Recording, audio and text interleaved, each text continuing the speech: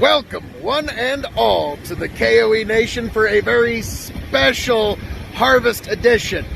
I am getting back to the Tom Foolery and HanzofHarkir video where they dive deep into the gun control debate. As you can see, I'm a little indisposed at the moment, and if I wait until I'm going to be able to stand in front of my bar for every single one of these replies, I'm never going to get them all in. So this video deserves a reply, so I'm going to get into it. So some of these shots might be from some unusual places, but before I get any deeper, like, share, subscribe to K.O.E. Nation, of course. Head on over to HanzofHarkir for some of his marvelous book reviews. Like, share, subscribe to him. And also head on over to the Tom Foolery podcast on YouTube and on Twitch as well, where you can see all of the Tom Foolery to be had there. And then, of course, when you're done with all of that, head right on over to Big Bucket Entertainment. Like, share, subscribe on that and the Dog and Chicken Show.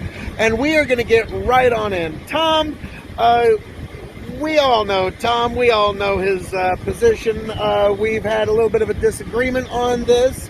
And he invited HanzofHarkir on. So before we get any deeper, I think it would be fair to give Hans' intro a moment of your time. So here's Hans' background into his particular stance on this gun control debate. There you go, folks. I have a degree in ethics, history, and public policy. I have specialties in foreign finance things, U.S.-China relations. My senior thesis / capstone project for my degree was actually in history of gun legislation and the gun rights debate. So I have recent deep experience in that specific thing. So I feel like I'm pretty qualified to talk about this. So I'm ready to go.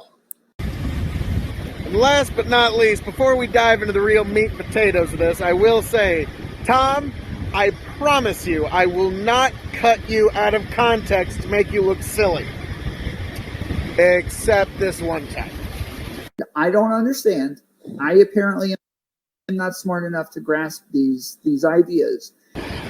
Sorry, had to get that one out of the way. I really couldn't resist.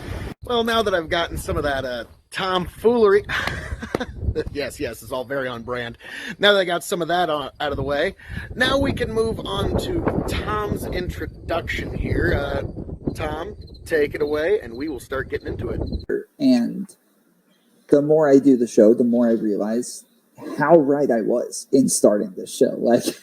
How right I was in the fact that nobody really considers things these things that deeply. And you ask anybody, they'll think they've grounded their axioms. They know exactly what it is that they believe.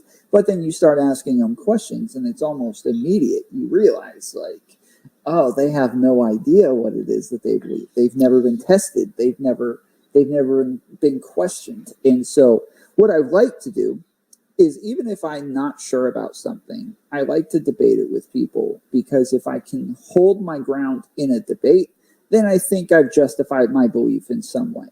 But at the same time, I feel like I have a responsibility to an audience to get that answer right in the end. So we had a debate on the Dog and Chicken Show over the Second Amendment, and we were talking about whether or not just to give some context before I start this. If you guys want to go watch this episode, it's a great episode. It's the Dog and Chicken Show with Big Bucket Entertainment.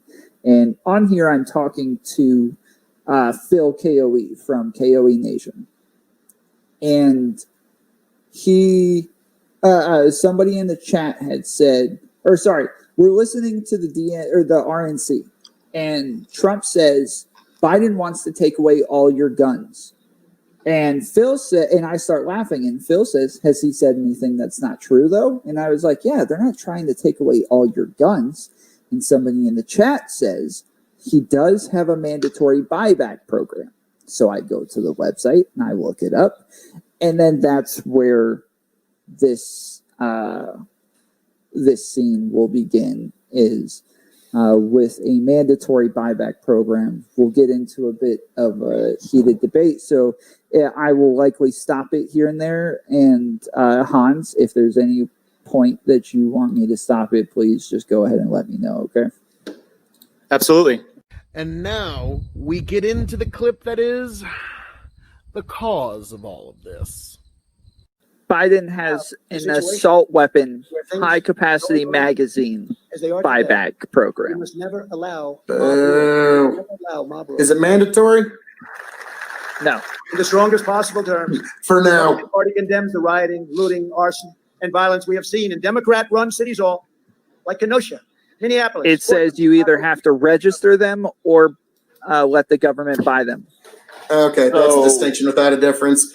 Because if you're not allowed to own, if you're not allowed to own something without it first being on a government watch list or a registration list, then yeah, that is very much an infringement on your Second Amendment rights if you have to register them like that federally.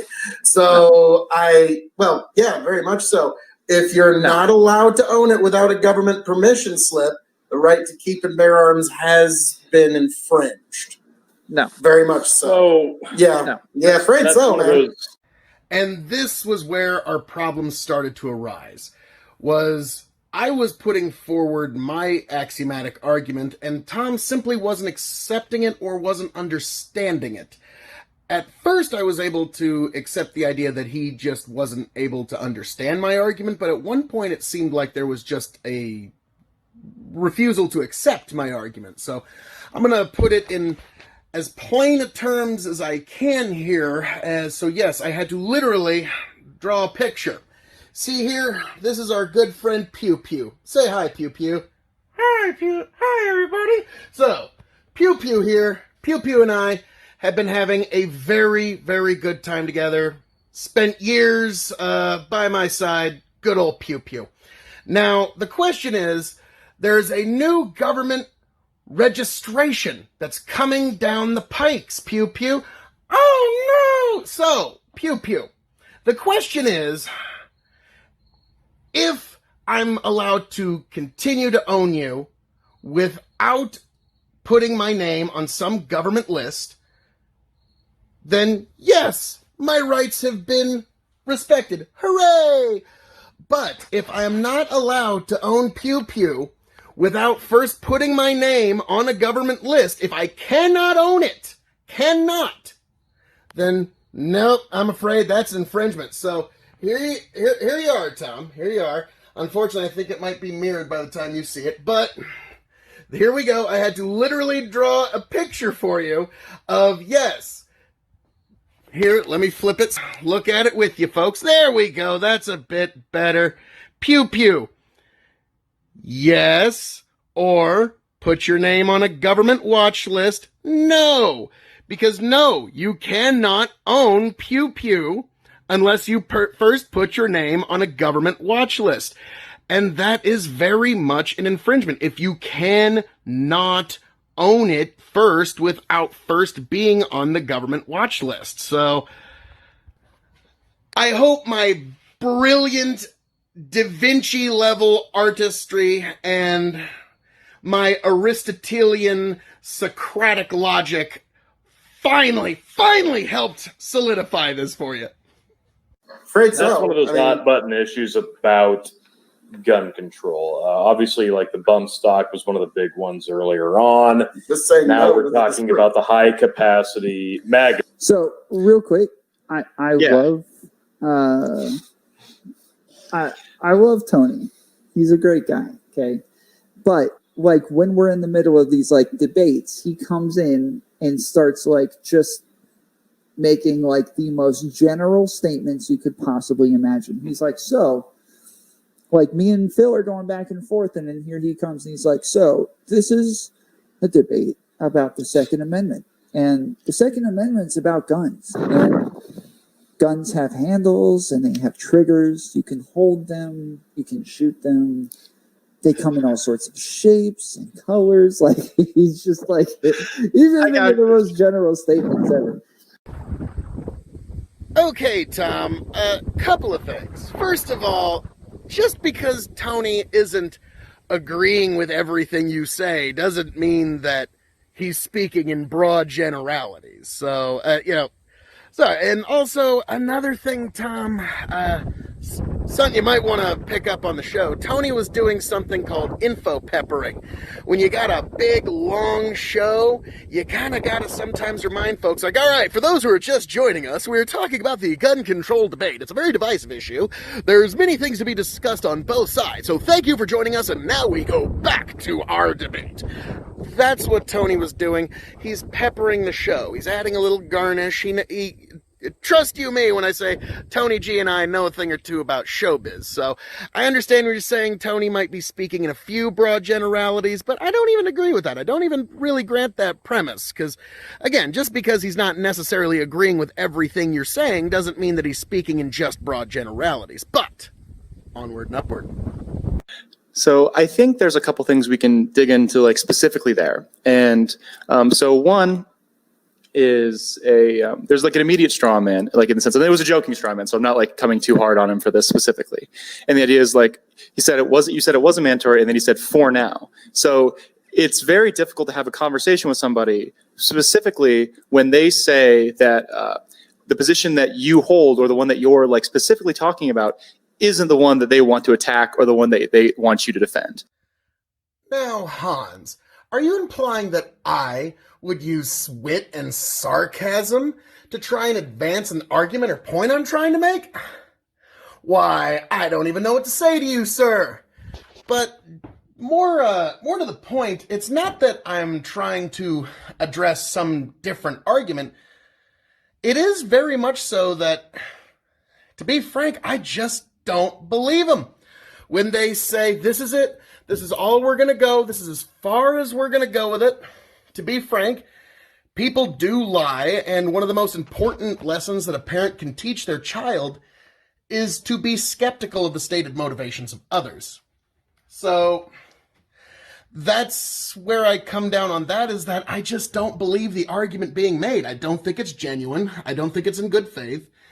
And on this one slim issue that we're talking about, when we're talking about Biden in particular, he does want to appoint Beto, hell yes, we're going to take your AR-15 and AK O'Rourke as his little gun control czar, whatever you want to call it. So you have every right to be very skeptical of the stated motivations of others in this instance.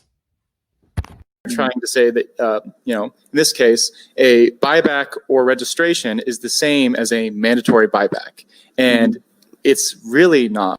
And that's the problem we're getting at here. It kind of really is. It absolutely is an infringement. And that's the point that I've been trying to get at, that I don't know how I can state this in another way to try and get it through to you guys. I'm not being facetious here. I'm actually curious, because if you can not own it without first being on a registry, without you first passing through some government hoop that you have to jump through, that is absolutely an infringement. Now, we can say, well, the courts have upheld other infringements in the past, so everything's A-okay, right? You're still conceding the point that it is an infringement. Even if you think it's a little infringement, it's a tiny infringement, this one's okay in this instance, it's still a concession that it is an infringement. And so just because the courts have ruled one way or another, yeah, it's taken the court a long time to get a lot of rulings right eventually. This is one of the interesting little twists and turns of American history and American jurisprudence, if you will. So I understand what you're getting at. I understand why you would be skeptical of such an analysis, but take that for what you will, and that is, there we go, that's a little better. That is my reply to the idea of, well, it's not an infringement. No way, no how. If you have to be on the list, you are not allowed to own until you are on the list. That is absolutely an infringement. I hope you can at least understand the flavor of my argument here. And there's a couple of reasons for that. So there is a very long and complicated history of legal firearms inside the United States. And part of that was initially there were, everyone talks about the Second Amendment, like a well-regulated militia important for the securing, like the freedoms of a free state, the right to bear arms shall not be infringed. Like wording's weird, all sorts of stuff. But part of that, specifically, especially in the early parts of the United States, was that people had to muster for militias. And I'm not saying that you can only own a firearm like if you're part of a militia. That's not like what I'm saying. But what I am saying was that while people were part of militias, they were actually required like to own certain firearms. So in many cases, the government can't mandate that you not have a firearm. So I'm not in the position to say that like the government can take away all your guns. A well-regulated militia being necessary to the security of a free state, the right of the people to keep and bear arms shall not be infringed. It's not really awkwardly worded at all. It's one of our more plainly worded amendments. To me, just betwixt you and me, I've always noticed that the people that seem to just have such a hard time understanding the meaning of the Second Amendment, it's so oddly worded and it just can't understand its inner meaning. Those also happen to be the same people that are trying to limit civilian firearm ownership in any way possible. I'm sure that's just a coincidence, though. I'm sure that's only a coincidence. But to the other point that you made, yes, it is actually impossible to just outright ban guns in the United States because of the shall not be infringed language of the Second Amendment, which, thank the Lord the founders did that because they knew eventually some asshat was going to come along and try. So they had to put that language in there, and they had to say it as strongly as they did, because if they didn't say it as clearly as they could, shall not be infringed, I don't even know what firearm ownership or the right of self-defense would even look like in the United States at this point. It would probably look a lot like some of our friends from across the pond. More on that later. It has been done in other countries like Australia or the UK, but their systems like that allowed them to have firearms. They didn't have a strongly worded illegal entity as the Second Amendment. So they were able to do that as opposed to the United States, where we can't do that. I'm not even saying if we should do that, but if we're working inside the legal framework that we have, we cannot do that. Now, I want y'all to keep that last clip in mind as we play this one. Yeah, the problem with, you said that his straw man was the slippery slope argument, that this could go even farther in the future. And absolutely. I have found that slippery slope arguments are easy. They're better to just agree with, to just say, yeah, I'm not denying that that's like a possible end to this. I'm not denying that. To normally just acknowledge that, because this is a fantasy land, right? Right. The slippery slope is a fantasy land that says, I can see this as a possible end to this, and then therefore you have to adhere to whatever my imagination could bring up. And so, I'm not going to fight with somebody's imagination. I'm not going to debate against their imagination. I'm going to just say, yes, you're right. That is a possibility. So, I will grant you that so that I can move on to something more substantive. So it's not as if you need to call that out as a straw man for anybody watching. It's not as if you need to call that out as a straw man in the middle of an argument or a debate. I think it's best to just let slippery slope arguments go and let them be what they are. So, Tom, you have a guest on your show who mere minutes ago, hang on, a little chain and cable lubrication to make opening this a little easier in the fall and the winter. But Tom, you have a guest on your show who literally has talked about, just minutes ago, gun bans in major Western democracies that happened within our lifetime even, and you're acting as though this is imaginary. We have a major political party in this country that actually has bans of certain guns on their party platform. I haven't checked 2020, but in 2016, the Democratic Party platform actually had bans of entire classes of weapons in their official party platform. So to say that this is an imaginary slippery slope to me is disingenuous. At best, this is an accurate reading of world history and current events, as far as I'm concerned. So the idea that this is some sort of imaginary slippery slope when you had a guest talking about gun bans in major Western democracies, no less, I understand the desire to say this is just a slippery slope, but by the standard you're putting forward, any analysis based on any predictive analysis is nothing more than a slippery slope based on that wide, broad standard you put forward. Yeah, well, they know when me and Phil get on the same screen together, both of us are very opinionated, and neither one of us ever wants to be wrong. Huh. Being wrong, huh? Well, it never happened to me yet, but if it does, I'll be sure to let you know. And we'll get to that. I want to make clear real quick, though, for anybody in the chat, we're going to say things like, Phil made bad faith arguments or something like that. That doesn't mean that we think he's lying. That doesn't mean we think he's he's purposefully avoiding the question, but it will mean more that he's just not able to engage with what it is that I'm asking him. And I truly believe, after watching it 10 more times, and I think watching it even once already gave me brain cancer, so everybody be prepared. But you watched our debate 10 times?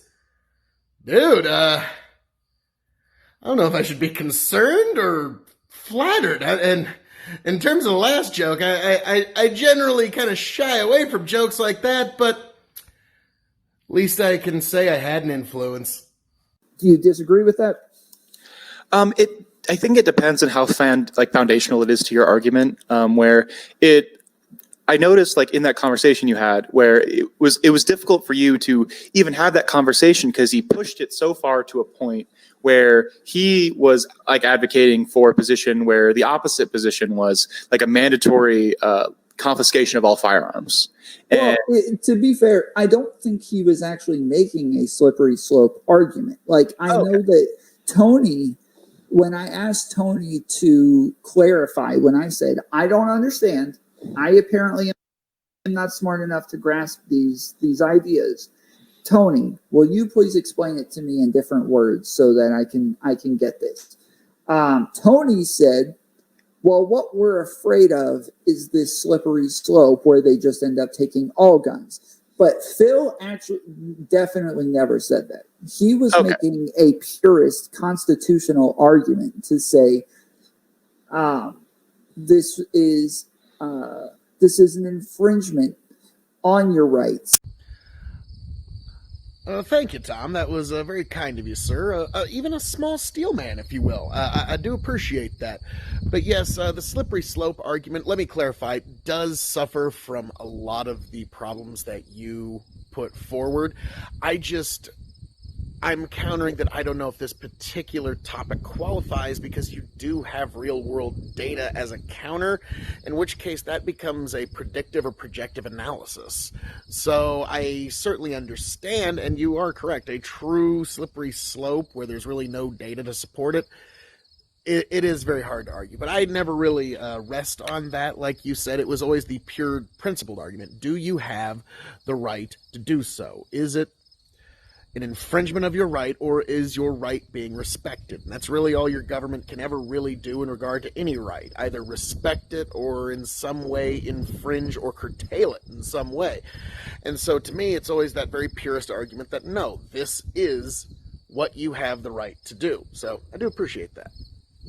And in regards to Hans' comment about me pushing it to such a far place, to be frank, when you're having an ethical discussion, you have to keep pushing it until you find a place where there could be a potential for ethical differences. And that is one area where there is some potential. So when you're saying why would one push it so far? Well, we're having a discussion on ethics, philosophy, and all those such things. So you do need to find where is that point where your ethics differ. And I think we at least got a little closer to it, but I hope this will help you understand my position through this crazy video while I go about my day on the farm. If it's not mandatory, that's one thing. But if people are willing to forego having something in their possession for a buyback clause, that's one thing. If You have to register it, though. Otherwise, Yes, that's you not have to the give it same up. thing. To say like it, Yeah, it one, is. no, it's not. How is registering a gun the same as giving it up? Please wiggle out of this one. If you are not able to own something without first being on a government permission list, your right to keep and bear arms has been infringed. No wriggle necessary, How? Tom. You're welcome. How? You Tom, it's still like have there's it. no input with you. I just gave you an No. explanation as to how, and you just, how? Now, some of you might be wondering, what exactly do I mean when I say no input? Well, let's take a look-see here. Okay, we've got a nice little laptop. Oh, you can still see me. Even better. You can still see me despite my demonstration. So, okay, we've got this computer here, and its inputs are this laptop and this mouse. So sometimes, Tom, when you're having a discussion with people that aren't having the discussion you were prepared to have, and you don't agree with their premise or the axioms put forward, it is a lot like, there we go, a computer with no inputs. There's no way to put in any further data because you're just not agreeing with the ideas we're putting forward. So there's really no set of words I'm going to put together that will get you to understand my point. That's at least how it comes across on my end, is that there's no, like, if you don't agree with the premise, there is no way to get you to, like, if you don't agree or don't understand the premise, it's very hard to get you to move on it. So I hope you at least try to profit from this one piece of discussion, is that, you know, throughout this whole discussion too, also what I found fascinating was the entire audience was trying to tell you something. Everybody in the chat, me, Tony, the entire chat was trying to tell you something, and you just were not prepared to listen. And that was, I will be frank, that was very frustrating, but I do think the discussion was profitable nonetheless. Okay, so we're gonna stop there. So that's where my first issue starts. Is I meant to take notes on that, and I didn't. Did you? I meant to. Oh, I did. Okay, so his first premise is it's an to say you have to sign up for a list is an infringement on the Second Amendment, right? Or on your right to bear arms. And when I ask him how it's an infringement, what I remember him saying is having you sign up for a list is an infringement. So he's saying it's an infringement because it's an infringement. Is that incorrect? Now, to be perfectly fair, Tom, this is like the third, maybe fourth time that you've tried this weird Kathy Newman game of, so what you're really saying is this. So what you'll really mean is this. No, what I'm really saying, Tom, are the words that I am saying. That is what I mean. That's it. That's it. There's no, like, I'm sorry, what you see is what you get with me. So when I make an argument and you say, so when he said what he really meant was, when he says it's an infringement, it's because he's an infringement. No, that is not my argument at all. That has never been my argument. And I'd appreciate it if we could just stop that kind of mischaracterization of each other's arguments in the future. That would be marvelous. That'd be marvelous, good sir. Which, by the way, speaking of marvelous, it's corn coming along. Let's see how this ear's looking, folks. Yeah, you got a little. You're gonna have a little bit of a bug chew on the top on some ears, but hey, what are you gonna do? Oh, the ear looks lovely. All right. Well, there's a seed here. Lovely little seeds. Will be what a lot of folk, hopefully, well, what they will plant next year. So, but anywho, back to that, so Tom, you're trying to paint my argument as some sort of a circular logic or tautology, when in reality it's just pretty basic. Is it an infringement, yes or no? Is there an infringement? Yes, no. Are you allowed to own this arm uninfringed? Yes, that is the path of no infringement. Is there an infringement in the way over here? If the answer is yes, then you have been infringed in one way or another. If you cannot, and I'll emphasize this again, Tom, if you cannot own the arm without being on the government list, you have been infringed. That sounds like what he's saying, but what I think it goes back to his interpretation of specifically the Second Amendment, and that he thinks that there is that's my mother in the background. She's visiting me. Hey, Mom. Hey, Mom. Hello, Hans' mom. Just so you know, you raised a good one there. Kid's got a pretty good head screwed on his shoulders. I just got to direct him in the right direction on a few things. But the kid's coming along. But yeah, good kid. Hi, Hans' mom. If you want to, yeah, but I did want to stop and make it clear that am I misunderstanding the argument so far? It is an infringement because it's an infringement, right?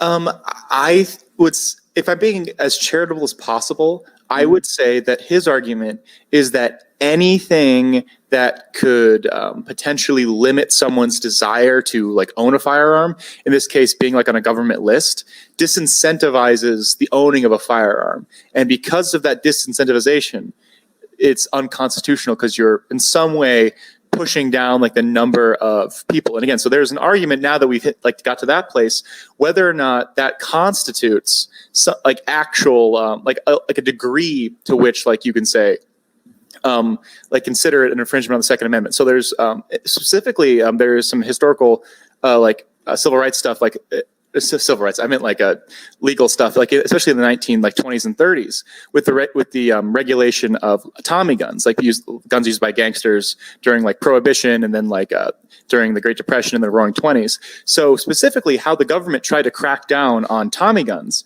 was they didn't make them illegal, but what they did do was put a $200 tax on the purchase of a Tommy gun.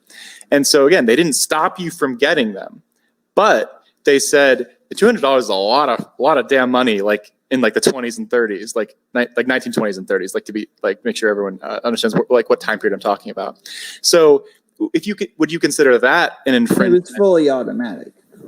No, I don't disagree. But what I'm saying is if we're talking specifically about what constitutes infringement. No, I'm saying you said you were just trying to update people on what it was. Oh, yeah. You were talking about. I'm saying it was a fully automatic weapon. Fully automatic weapon, very dangerous. It was used by lots of in gang wars and power struggles.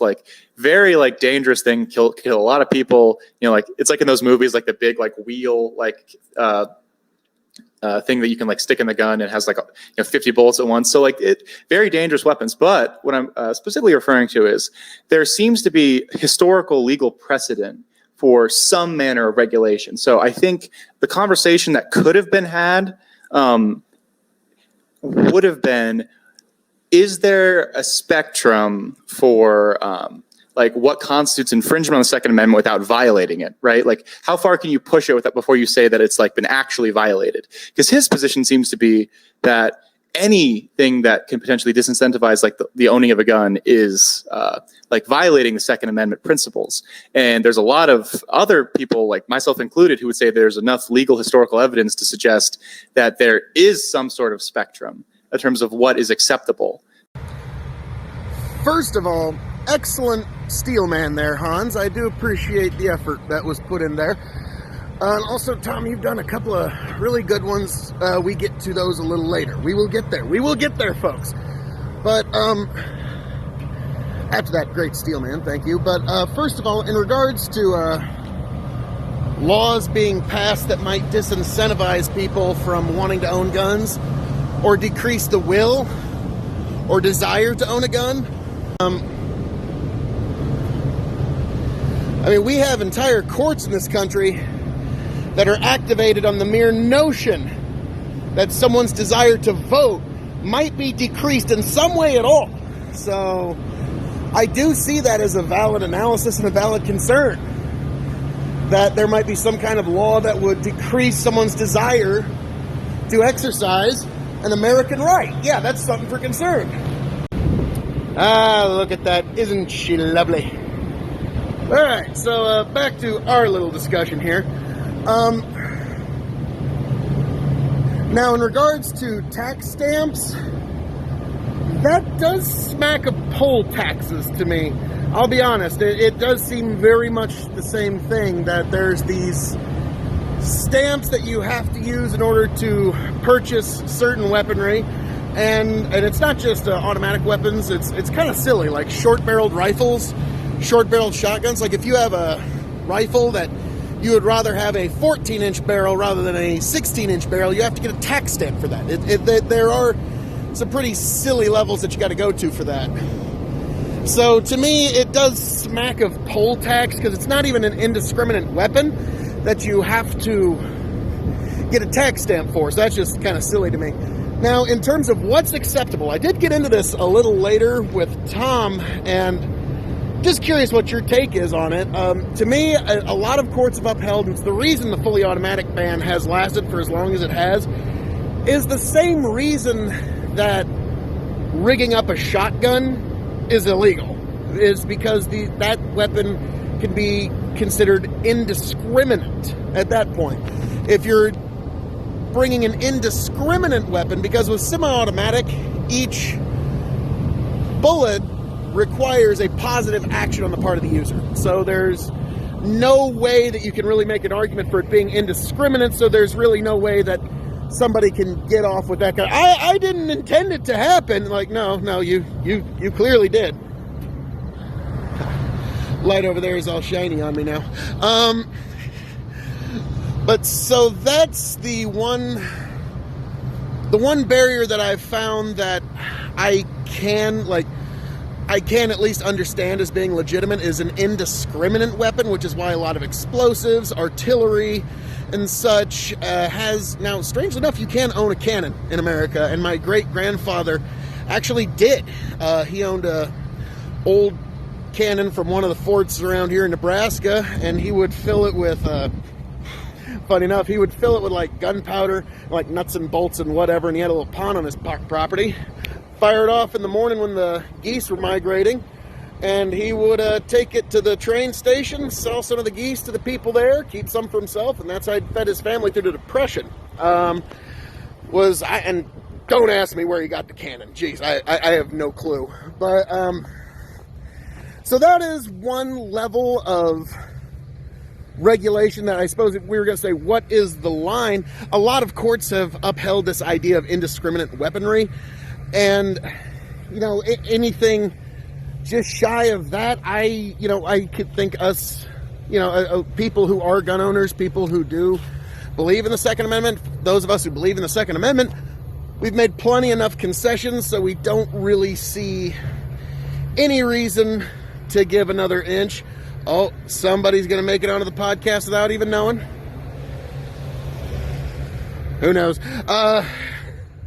But so it's like, yeah, we've already given enough inches and we just don't see the need to give any more. But we're to the point where indiscriminate weapons are more or less banned. So I don't really know what further concessions there are to be asked that aren't just, in essence, punishing gun owners for owning guns. And just to address something you just said, I actually agree with that. So that makes a lot of sense, because he does eventually go to a Webster dictionary definition of infringe, and he says anything that limits is an infringement. And so to say you have to be on a government list, therefore would be an infringement, that's not the context that I'm using the word infringement in. So that eventually becomes, if I was reading what he was saying in the way that you just described it, then yes, that I think the entire thing would have gone in a different direction from here. In order for you to really really finally understand my argument, you needed Hans to come in for us to be like Captain Planet and our powers combine. Finally, all right, we're getting there. All right, Hans, hey, and also give me credit. I was able to shoehorn a Captain Planet reference in there. Come on. So as I just said that he read a definition that said anything that limits is therefore an infringement.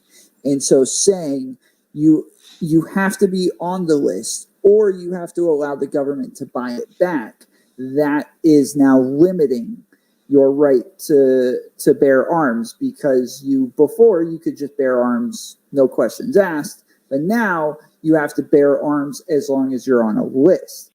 Well, by Job, I think we are actually getting somewhere.